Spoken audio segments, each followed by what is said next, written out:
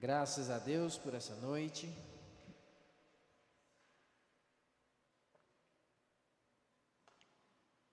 Ele é o Deus eterno, sobre toda a terra.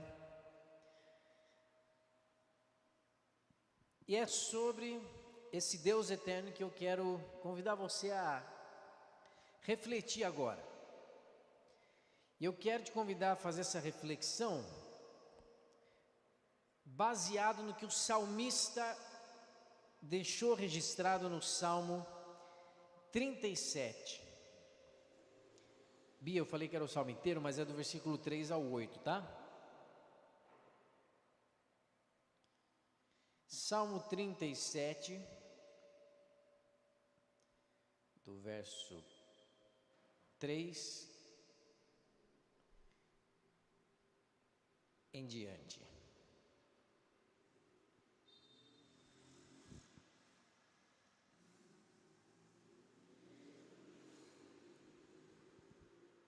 Amém. Que a graça de Jesus esteja conosco, irmãos.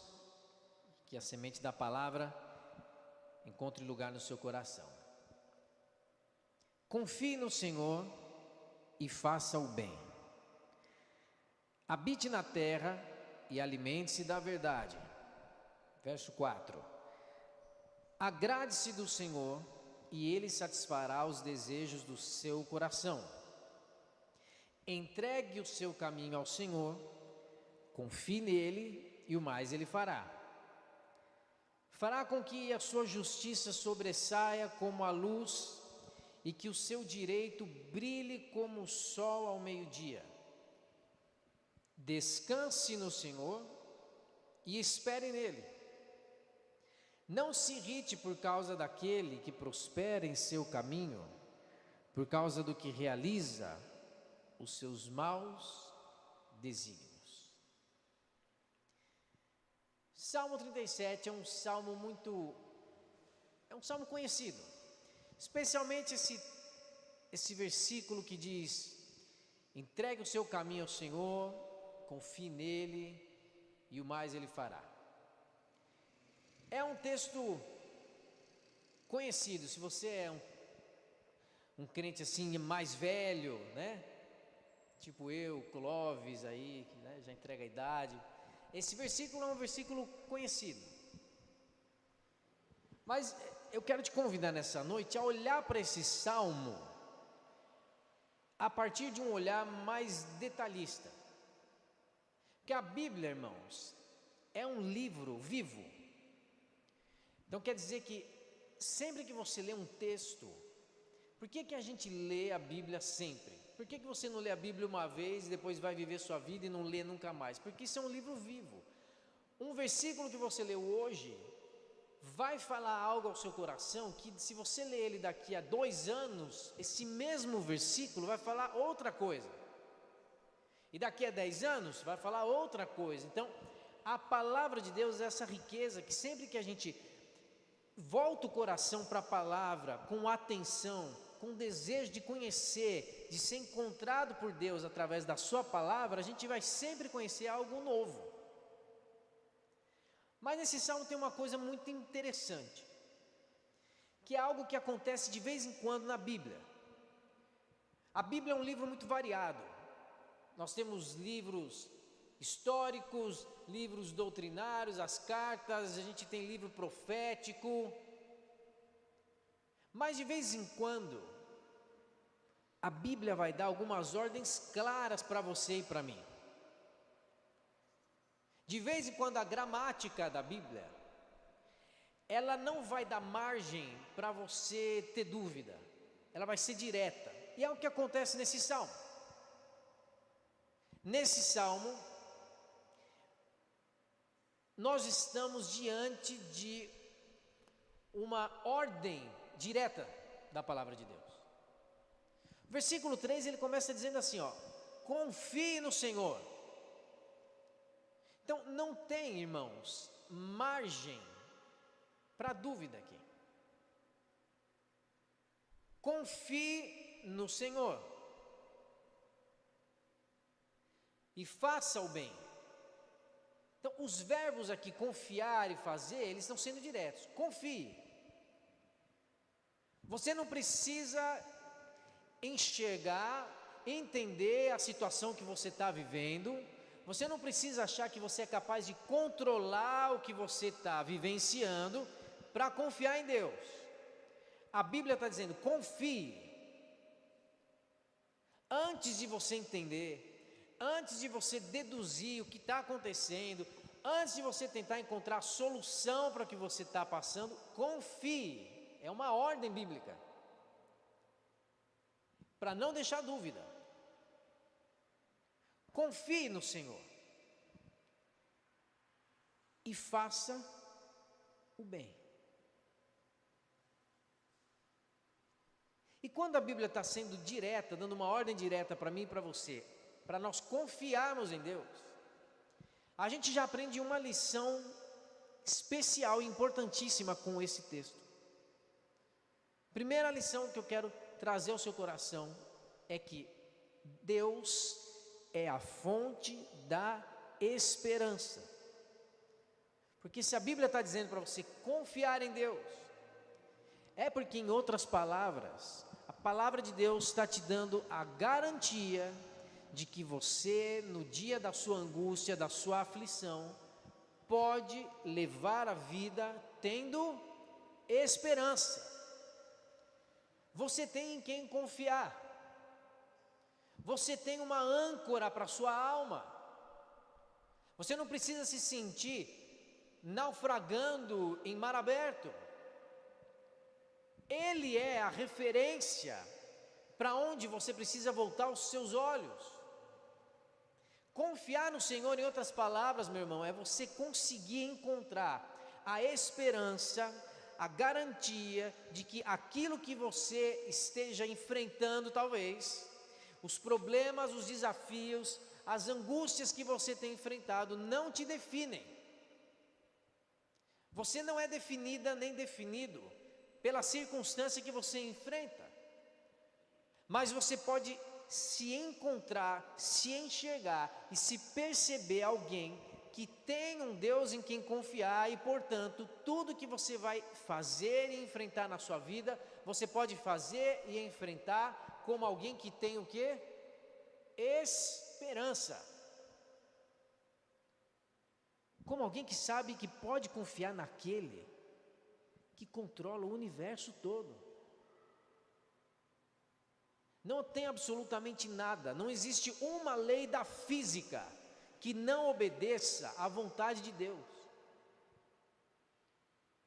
Se você pular de cima do mezanino para o chão, a lei da gravidade obrigatoriamente vai dizer que você vai se machucar.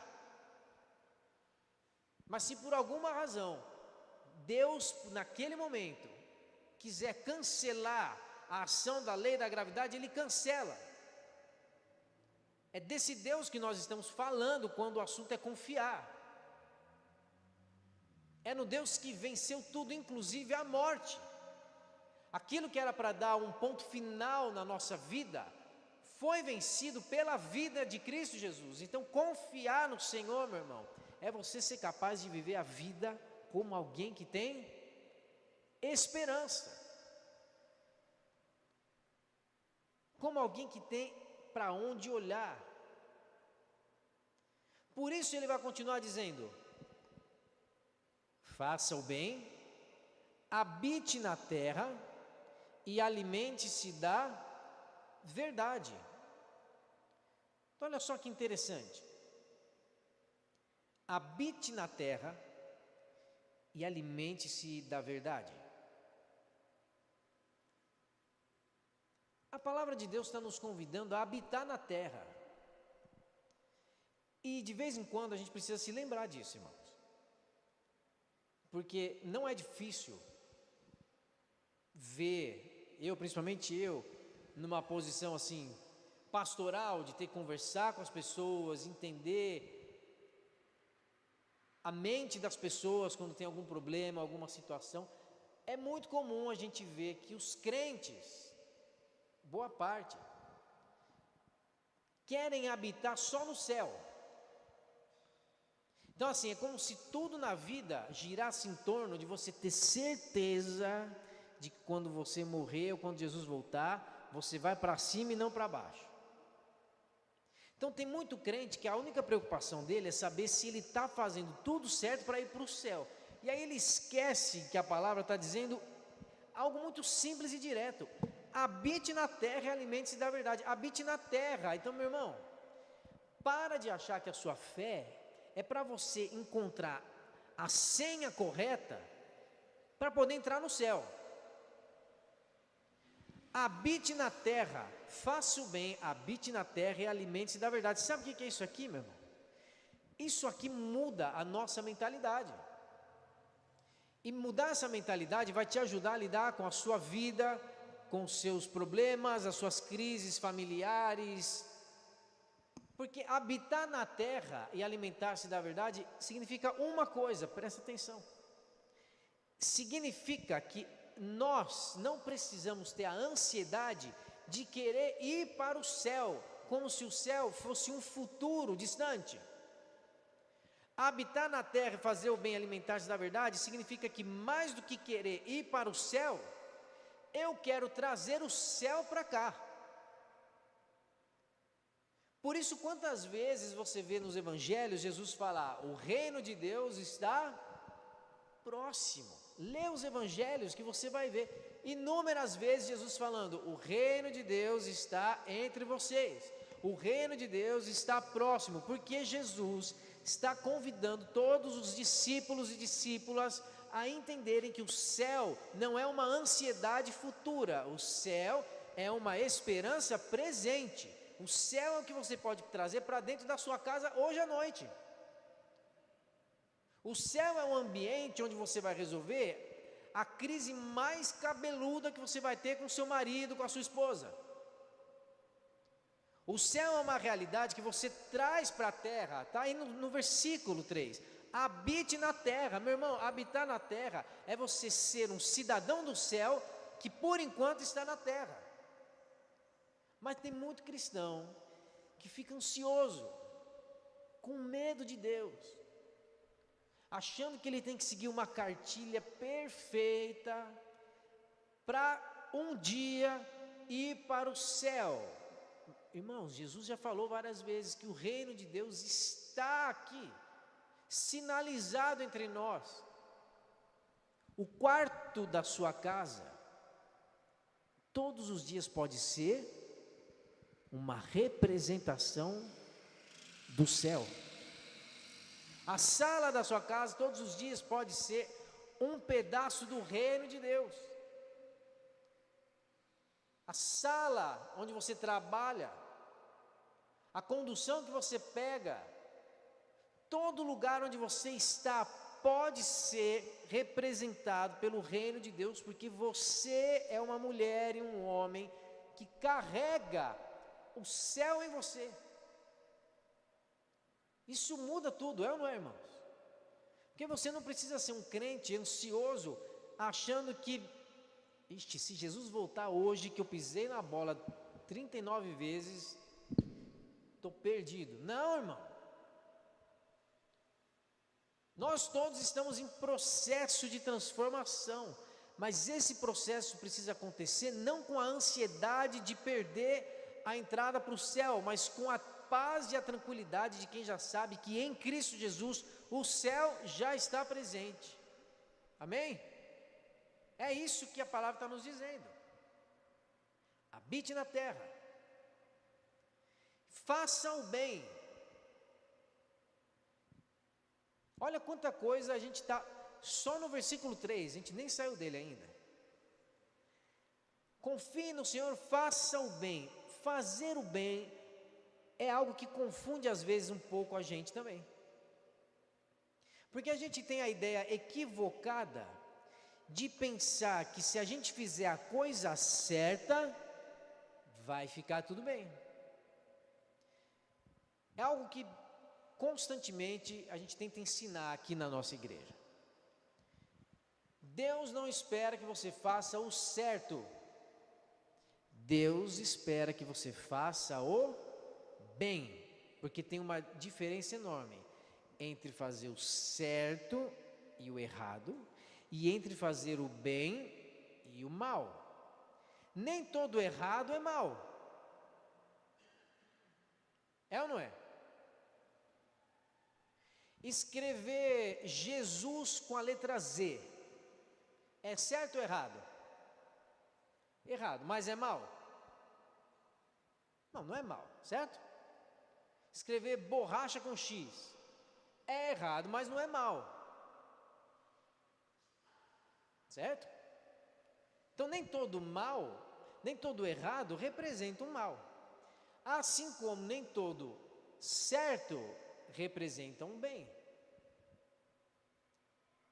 Se uma pessoa for numa biqueira para comprar 10 quilos de cocaína,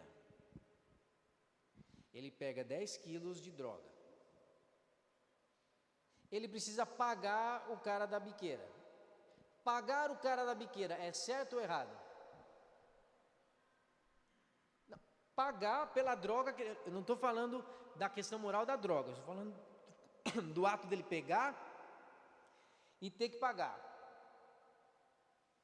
O certo é ter que pagar, é ou não é? Até porque esse tipo de exemplo que eu dei aqui, se o cara não paga, normalmente ele morre e paga de outro jeito.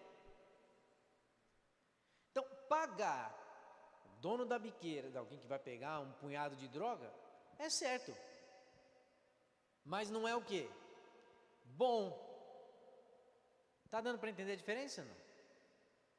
Quer ver uma coisa pior ainda, irmãos? Porque aí começa a entrar na nossa fé. Começa a entrar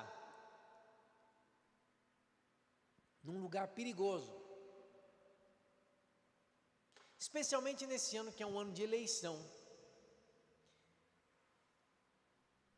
Presta atenção, você vai entender o que eu vou falar. Quem é que crucificou Jesus? Foram os judeus, certo?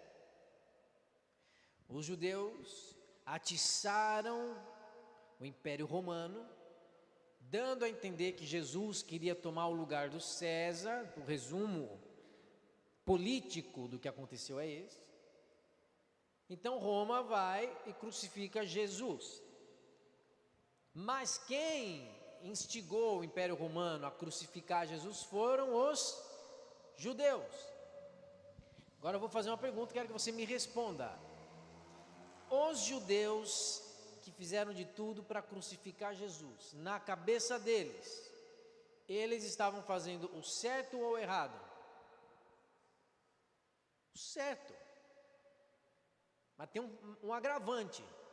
Não é só que eles estavam achando que estavam fazendo o certo, eles estavam achando que estavam fazendo o certo em nome de quem? De Deus. Jesus morreu porque os judeus acharam que estavam fazendo uma coisa certa, e que era um certo que deixava a Deus satisfeito. Então a gente tem que tomar muito cuidado, irmãos, num ano como esse, de eleição e tudo mais, para a gente não achar que a nossa opinião é o certo absoluto, porque judeus que tinham uma certeza absoluta de estarem fazendo o certo, mataram Jesus. Então a única coisa que eu estou dizendo agora, em relação a tudo na vida, inclusive política, é: não confie plenamente no seu certo, porque pode ser que o seu certo não represente o bem.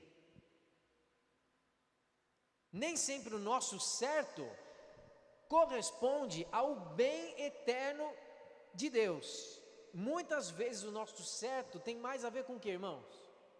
Com os nossos interesses. Muitas vezes a gente chama de certo o que interessa para nós, independente daquilo ser bom ou mal para outra pessoa.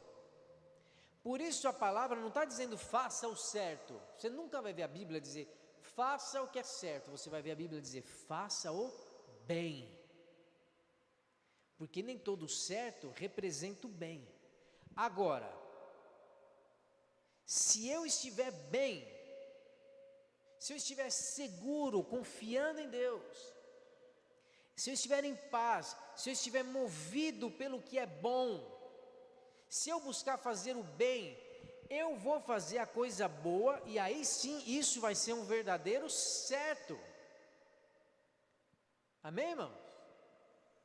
Não busque fazer o certo, busque fazer o bem. Porque se você estiver seguro em Deus, se você estiver com o coração voltado para o que é bom, para fazer o bem, qualquer coisa que você fizer, vai ser certa. O certo não garante que você vai para o céu, mas o bem garante que você vai trazer o céu para a terra, e quando tudo acabar, você não vai para o céu, você volta para o céu.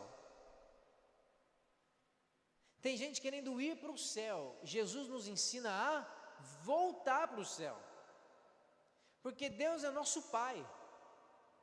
Então, se Deus é Pai, nós temos uma origem, irmãos. Deus é a origem de quem nós somos. E Deus é aquele que habita em luz inacessível, no lugar celeste para onde um dia nós iremos. Se Deus é nosso Pai, se Ele é a origem de quem nós somos, o céu não é um lugar para onde eu vou, o céu é o lugar para onde eu volto. Eu vivencio o céu enquanto a gente habita na terra, porque um dia esse ambiente aqui que é passageiro, que é transitório, mas que a gente já pode encher da realidade do céu, um dia tudo isso vai se tornar um novo céu e nova terra. Mas o céu não é para onde eu vou, é para onde eu volto. Porque Deus não é um estranho que eu vou conhecer, Deus é um Pai que já se revelou a mim. Entender isso muda tudo, meus irmãos. E no versículo 4, esse versículo, ele é muito interessante, porque muitas vezes a gente interpreta ele do jeito errado. Olha o versículo 4. Agrade-se do Senhor, e Ele satisfará os desejos do seu coração. Muitas vezes a gente lê esse versículo como? Seja honesto aí com você mesmo para ver se não é esse tipo de confusão de vez em quando que você tem em relação a esse versículo. Agrade-se do Senhor e Ele realizará os desejos do coração. Então, dá a entender que é assim: eu agrado a Deus, e porque eu agradei a Deus, eu criei um crédito espiritual, de modo que agora, se eu pedir alguma coisa para Deus, como eu já agradei muito Ele, Ele não tem outra escolha a não ser me atender. Fala a verdade. Não é esse tipo de interpretação que a gente costuma ter de um texto assim? Mas o texto não fala nada disso, irmãos. Presta bem atenção. O versículo 4 não diz agrade o Senhor. Certo? Olha para a sua Bíblia, ou se quiser olha aqui para o Data Show, porque é uma questão gramatical, que tanto no português quanto no hebraico, que é a língua original, é a mesma coisa, é a mesma estrutura. Não é agrade o Senhor, é agrade-se do Senhor. Percebe que é diferente ou não? Agradar o Senhor significa fazer algo que Deus vai gostar de receber. E não é agradar ao Senhor. Portanto, o Salmo não está dizendo para você agradar a Deus como se Ele fosse uma divindade pagã que você entrega uma oferenda e Ele devolve com poder. Não é assim. Deus não é um ídolo para você agradar e receber em troca. É agrade-se do Senhor. Ou seja, o que o Salmo está nos dizendo é que alguém que confia no Senhor, que traz o céu para a terra, é alguém que se agrada de Deus, ou seja, é alguém que faz de Deus a fonte da satisfação do coração. Então não é agrade a Deus, é aprenda a ter satisfação no seu coração a partir do que Deus revela a você. Faça com que Deus seja a satisfação suprema do seu coração. Que nada, ninguém, nem recursos, nem dinheiro, nada, não deixe nada parecer mais interessante do que a relação que você pode ter com Deus. Deixe a sua relação com Deus ser o auge daquilo que vai satisfazer o seu coração. Aprenda então, o que a Bíblia está dizendo aprenda a ter um coração que tem como fonte de prazer o próprio Deus, não os seus interesses, não uma vida confortável, não uma condição favorável, não os seus direitos. O Senhor é a fonte da sua satisfação. E quem tem um coração que faz de Deus a fonte absoluta de toda satisfação, prazer e alegria, essa pessoa tem a sua definição de prazer ajustada, certo? Se você tem um coração totalmente conectado com Deus, que faz de Deus a referência daquilo que é o seu prazer, tudo que você for sentir, tudo que você for desejar, vai ser algo que vai passar pelo coração de Deus primeiro. Ou seja, o versículo não é assim: agrade a Deus, canta bastante, louva bastante, ora bastante, e aí Ele vai atender qualquer pedido que você fizer. Não é isso.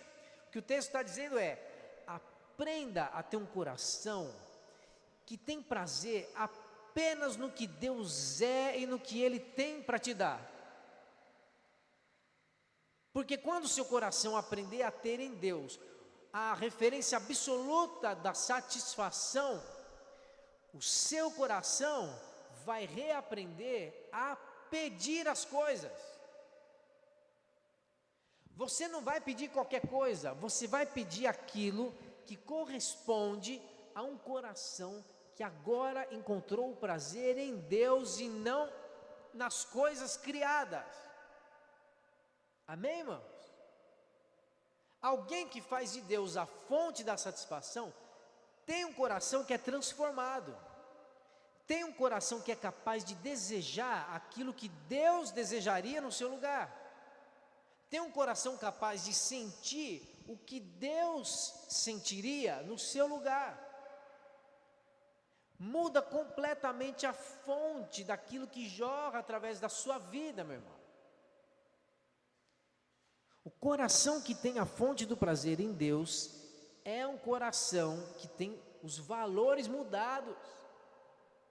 Não dá para nós continuarmos tendo os mesmos valores, as mesmas opiniões, os mesmos desejos, se nós aprendermos a colocar toda a satisfação em Deus e fazer dele a fonte absoluta daquilo que vai mover o nosso coração. Se Deus é quem move o meu coração, eu reaprendo a viver a vida do jeito bom, fazendo bem. Os meus desejos deixam de ser uma representação das minhas carências, porque muitas vezes, irmãos, a gente vem, a gente quer orar, quer buscar a Deus pelas nossas carências, entende? A gente quer apresentar a Deus um coração carente, a gente só está prestando atenção no que está faltando, e quer que Deus dê um jeito de completar o que está faltando, e a Bíblia está nos dizendo: olha, você já pode preencher o seu coração, agrade-se do Senhor, faça dele a sua fonte, e você vai ver que você não precisa mais viver a partir das suas carências, mas você pode a partir de agora viver a partir de uma convicção, a convicção de que a sua vida faz sentido, porque a sua vida começa em Deus. Ele é a fonte, Ele é a fonte da segurança. Versículo 5: entregue o seu caminho ao Senhor, confie nele, e o mais Ele fará. Entregue o seu caminho. Fala assim comigo, meu irmão. Caminho. Caminho não é estrada. É importante a gente entender o que a Bíblia está dizendo. Caminho é diferente de estrada. Uma estrada nem sempre representa um caminho. Da sua casa até a igreja, você percorre um caminho, mas você passa por várias ruas, várias estradas, certo? Inclusive, dependendo de onde você mora, da sua casa até a igreja, você tem 2 ou 3 opções de caminho, certo? Não, 2 ou 3 opções de estradas, porque o caminho é um só. Qual que é o caminho? É o que liga você, a sua casa até a igreja. Se você bota no carro lá no Waze, ele pode te dar 3 rotas. Rotas são estradas diferentes, mas o caminho é um só. É o que liga você ao seu destino. Você pode ter 5 rotas, mas é um caminho. E a Bíblia está dizendo: entrega não é a sua estrada, é o seu caminho. Porque às vezes, irmãos, a gente acha que o que vai resolver a nossa vida é uma estrada que a gente confia que é ela que vai fazer chegar lá. Às vezes a gente acha que sabe da rota da nossa vida. Presta muita atenção nisso que a palavra está nos ensinando. Não é entrega a sua estrada, porque não, a gente vai achar que sabe por onde que tem que caminhar. Fala: Deus, é essa estrada aqui que eu quero seguir. Então eu quero que o Senhor abençoe essa estrada, abra aqui tudo, que eu consiga seguir livremente, porque essa é a estrada que eu acredito que vai me levar para o meu destino. Mas a Bíblia não está dizendo para você entregar a sua estrada, porque não é para você desenvolver a rota da sua vida e esperar que Deus te abençoe para isso dar certo. Não. Ele é que sabe qual é a rota da sua vida, porque Deus tem um caminho para você. Nada pode separar você do seu destino. Entrega o teu caminho quer dizer, deixa o Senhor te mostrar o seu destino. Não fica preso a querer controlar qual é a estrada certa. Porque às vezes você vai estar numa estrada que é perfeita. Você vai viver as coisas, você acha que na sua vida é aquela decisão que vai ser perfeita. Como alguém que está numa estrada que fala: ó, está aqui livre, o asfalto é bom, o carro é bom, eu vou seguir por aqui. Mas aquela estrada não representa a vontade de Deus. E se aquela estrada não representa a vontade de Deus, se você é alguém que entrega o seu caminho ao Senhor, você pode descansar tranquilamente, sabendo que Deus vai fazer você errar a estrada. De vez em quando Deus vai interditar a estrada que você está, porque aquela estrada nasceu dos seus interesses e da sua impressão de ser alguém capaz de determinar o seu futuro. Não. Todas as vezes que você tentar caminhar por conta própria, achando que você sabe qual é a estrada a seguir, se prepara para ser frustrado por Deus, porque Deus te ama tanto, que Ele vai fazer de tudo para você ter a sua estrada interditada, para Ele te reencontrar no caminho certo. Não são as nossas estradas que definem o nosso destino, irmão. É um coração reverente, capaz de dizer: Senhor, eu entrego ao Senhor o meu caminho, não a minha estrada. Ou seja, eu quero que o Senhor me mostre o meu destino. Eu não quero ser alguém que vai ficar falando para o Senhor qual é a rua que tem que virar, e ficar pedindo que o Senhor abençoe a rua que eu escolher. Não, eu quero aprender a enxergar as ruas que o Senhor colocar na minha frente, para eu seguir o caminho que vai me levar para o meu destino. Isso é entregar o caminho ao Senhor. Entrega o teu caminho ao Senhor, porque aí você confia nele e o mais ele fará.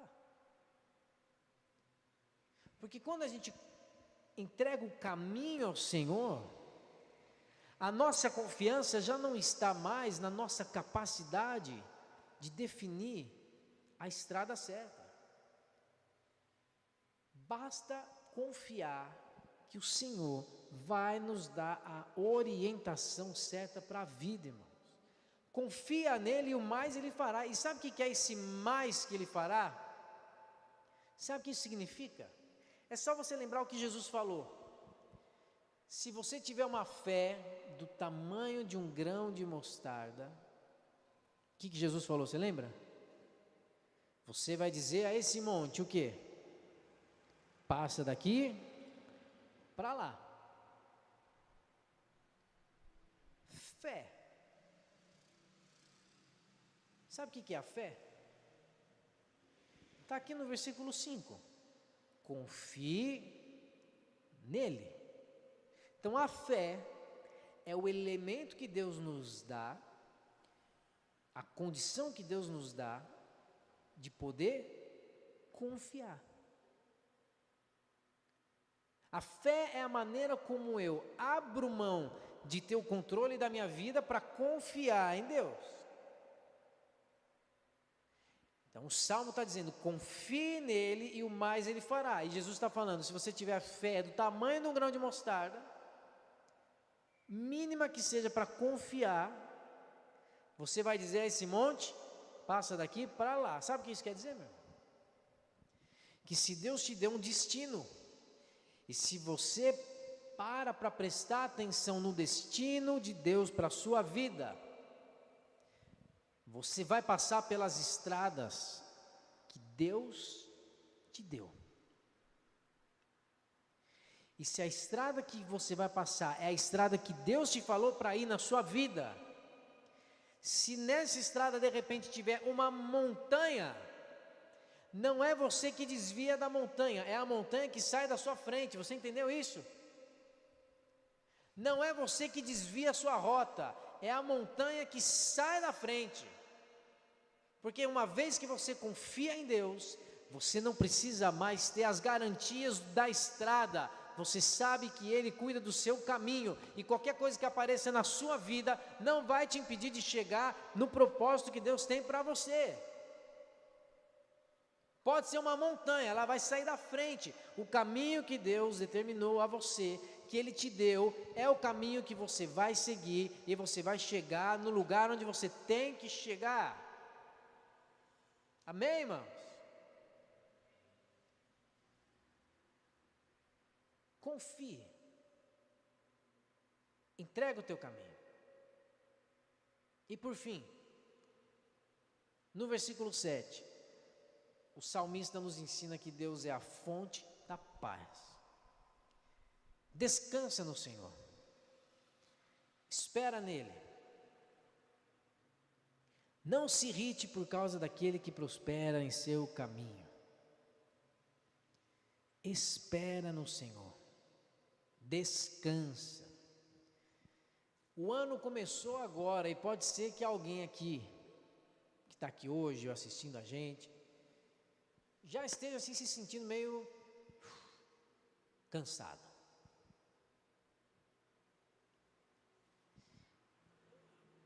Mas a ordem da palavra de Deus nessa noite é: descanse. Espere. A gente acha que o descanso é a consequência. Não. Descanso é a iniciativa, irmãos. A Bíblia está dizendo, descansa no Senhor. E aí você então espera nele. Às vezes a gente inverte a ordem. A gente quer que tudo esteja em paz para então falar, tá, agora eu vou descansar o coração. Não. Descanso está na frente, irmão. Descanso é uma decisão. Você decide descansar em Deus. Não são as circunstâncias que te dão motivos para descansar. A palavra de Deus está te dando a garantia de que você pode descansar.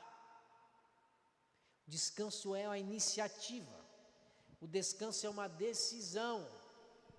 É a decisão de ter a esperança colocada tão somente em Deus. Espere nele. Não é uma espera de quem está paralisado. É a espera no sentido de eu não vou fazer nada precipitado.